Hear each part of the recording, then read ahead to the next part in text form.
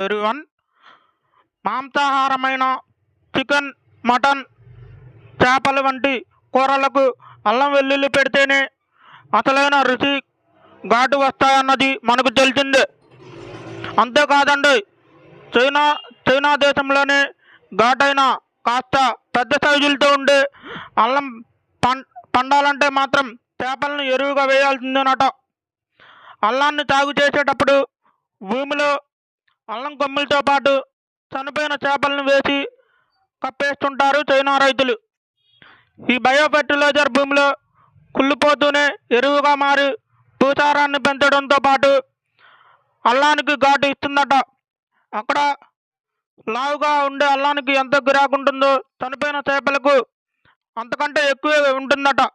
ఆ కారణంగా రైతులు పంటలు వేయడానికి ముందే చేపను కొని కోల్డ్ స్టోరేజ్లో నిల్వ చేస్తుంటారు.